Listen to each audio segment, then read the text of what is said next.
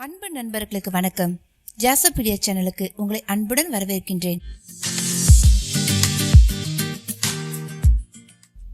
இன்னைக்கு நம்ம கேட்க போற கதை மகாபாரத கிளைக்கதையில 13வது கதையான சந்தனு மகாராஜாவின் முற்பிறப்பு கதை. கதைக்கு போறதுக்கு முன்னாடி என்னுடைய சேனலை நீங்க இதுவரை சப்ஸ்கிரைப் பண்ணலன்னா சப்ஸ்கிரைப் பண்ணிடுங்க. அப்படியே மறக்காம பக்கத்துல இருக்க அந்த பெல் ஐகானை பிரஸ் பண்ணுங்க. அப்பதான் நான் சொல்ற கதைகள் எல்லாம் உங்களுக்கு காதுகளுக்கு வந்து சேரும். சரி, வாங்க நாம கதைக்குள்ள போகலாம். சந்தனுவின் முற்பிறப்பு கதை. கங்கை நதிக்கரையில் பிரதிபன் என்னும் மன்னன் ஒருமித்த மனத்தோடு தவம் புரிந்து கொண்டிருந்தார். அப்பொழுது அங்கு வந்த கங்காதேவி அவரது வலது துறையில் வந்து அமர்ந்தாள். பெண்ணே, நீ எதற்காக என்னை நாடி வந்தாய் என்றார் மன்னன் பிரதிபன். தாங்கள் என்னை ஏற்று திருமணம் செய்து கொள்ள வேண்டும் என்றாள் கங்கா. நீ என் வலது தொடையில் வந்து அமர்ந்தாய், அது சந்ததிகளுக்கு உரியதாகும். அதனால் நீ என் மகனை மணந்து கொள். அதற்கு கங்கை, சமயம் வரும்பொழுது நான் உங்கள் மகனை மணந்து கொள்கிறேன். ஆனால் என் செயல்களுக்கு அவர் எந்த காரணமும் கேட்கக்கூடாது என்று நிபந்தனையையும் உடன் வைத்தாள். பிரதிமனின் மகன் தான் சந்துரு. அவர் பருவம் வந்ததும் அவருக்கு முடிசூடிவிட்டு, ஒரு பெண் உன்னை சந்திப்பாள், அவளை திருமணம் செய்து கொள். அவள் உன் மனம் நோக்கும்படி எந்த காரியம் செய்தாலும் நீ அவளை கேள்வி கேட்கக்கூடாது என்று கூறிவிட்டு காட்டுக்கு தவம் புரிவதற்கு சென்றார். ஒரு நாள் கங்கை கரையில் சந்தித்த கங்கையை திருமணம் புரிந்து கொண்டார் சந்தனு. சந்தனுவும் அவர் மனைவி கங்காதேவியும் சந்தோஷமாகத்தான் இருந்தார்கள். முதல் குழந்தையும் பிறந்தது. பிறந்ததும் அக்குழந்தையை எடுத்து சென்று கங்கையில் அமிழ்த்து கொன்றுவிட்டாள் கங்காதேவி. சந்தனு திடுக்கிட்டார். இருந்தும் அவளை எதுவும் கேட்கவில்லை, கேட்கவும் முடியவில்லை. தந்தை சொன்ன வாக்கிற்காகவும் தான் கங்காதேவிக்கு வாக்கு கொடுத்திருந்ததாலும் தர்மத்தை மீறக்கூடாது என்று சந்தனு வாயே திறக்கவில்லை. ஏதாவது கேட்டால், தடுத்தால், எங்கே இவள் நம்மை விட்டு பிரிந்து போய் விடுவாளோ என்ற பயம் வேறு சந்தனுவை ஆட்டிப்படுத்தது. ஆகவே அவர் கங்கையின் செயலை தடுக்கவில்லை, காரணமும் கேட்கவில்லை. இவ்வாறு 7 குழந்தைகளை கொன்றாள் கங்காதேவி. 8வது குழந்தையும் பிறந்தது. தன் வழக்கப்படி அக்குழந்தையை கொல்ல புறப்பட்டாள் கங்காதேவி. இம்முறை சந்தனு, நிறுத்து, குழந்தையை கொல்லாதே என்று தடுத்தார். நிறுத்து உன் கொலை செயலை, நிறுத்து, என் குழந்தையை கொல்லாதே என்று தடுத்தார். கங்காதேவி நிறுத்தினாள். அவள் அந்த 8வது குழந்தையை கொல்லவில்லை.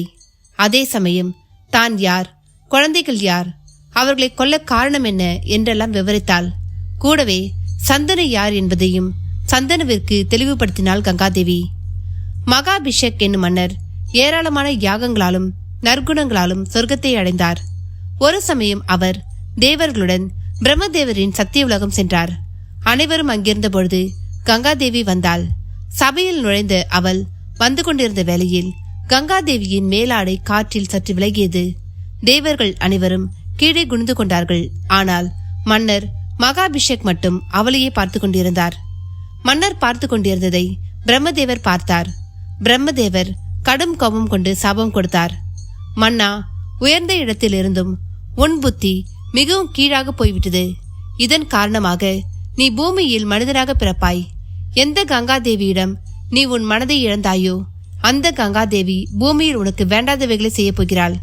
உனக்கு எப்பொழுது கோபம் வருமோ அப்பொழுது நீ சாபத்திலிருந்து விடுபடுவாய் என்றார். நற்குணங்களாலும் நற்செயல்களாலும் மிகவும் உயர்ந்த இடத்தை அடைந்த மகாபிஷக் வினாடி நேரத்தில் தவறு செய்து உயர்ந்த இடத்தை இழந்தார். அந்த மன்னர் மகாபிஷக் தான் சந்தனுவாக பிறந்தார். கங்காதேவி சந்தனுவிற்கு பிடிக்காத செயல்களை செய்தாள். அவருக்கு பிறந்த 7 குழந்தைகளையும் கொன்றாள். கங்கை கொன்ற அந்த 7 குழந்தைகள் யார் தெரியுமா?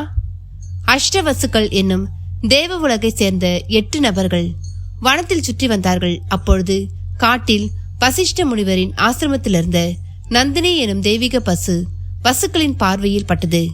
அந்த பசுவின் பாலை குடிக்கும் மனிதன் இளமை மாறாமல் 10,000 வருட காலங்கள் இருப்பான். அதை அறிந்த வசுக்களில் ஒருவரான பிரபாசன் மனைவி அந்த தெய்வீக பசுவை எனக்காக கவர்ந்து வர வேண்டும் என்று கணவரை வற்புறுத்தினாள். மனைவியின் சொல்லை மீற முடியாத பிரபாசனும் வசிஷ்ட முனிவர் ஆசிரமத்தில் இல்லாத நேரமாக பார்த்து மற்ற 7 வசுக்களின் துணையோடு நந்தினி என்னும் அந்த தெய்வீக பசுவை கவர்ந்து கொண்டு வந்துவிட்டார். அதை அறிந்த வசிஷ்ட முனிவர் சாபம் கொடுத்தார். மனைவியின் பேச்சை கேட்டு பசுவை கவர்ந்து கொண்டு போன பிரபாசன் பூமியில் மனிதனாக பிறப்பான். பெண் போகங்களை விட்டுவிடுவான். நீண்ட காலம் பூமியில் வசிப்பான். சாஸ்திரங்களில் வல்லவனாகவும் தந்தையின் விருப்பத்தை நிறைவேற்றுவதில் ஊக்கமுள்ளவனாகவும் இருப்பான். பசுவை களவு செய்ததில் பிரபாசனுக்கு உதவியாக இருந்த மற்ற 7 நபர்களும் பிறந்தவுடன் கொல்லப்பட்டு சாப விமோசனம் பெறுவீர்கள் என்றார். வசிஷ்டரால் சாபம் கொடுக்கப்பட்ட அந்த 7 வசுக்களும் கங்காதேவிக்கும் சந்தனுவிற்கும் குழந்தைகளாக பிறந்து கங்காதேவியால் கொல்லப்பட்டு சாப விமோசனம் பெற்றார்கள். 8வது வசுவான பிரபாசன் தான் கங்காதேவியின் குழந்தையாக அவதரித்து அவள் கொல்ல முற்படும் பொழுது தந்தையான சந்தனுவால் காப்பாற்றப்பட்டார். சந்தனுவால் காப்பாற்றப்பட்ட அந்த குழந்தை தான் பிற்காலத்தில் பீஷ்மர் என புகழ் பெற்றது. என்ன நண்பர்களை, கதையை கேட்டீங்களா? இந்த கதையை பத்தி நீங்க என்ன நினைக்கிறீங்கன்னு சொல்லிட்டு கமெண்ட் பாக்ஸ்ல கமெண்ட் பண்ணுங்க, லைக் பண்ணுங்க, உங்க நண்பர்களுக்கும் ஷேர் பண்ணுங்க. நன்றி, வணக்கம்.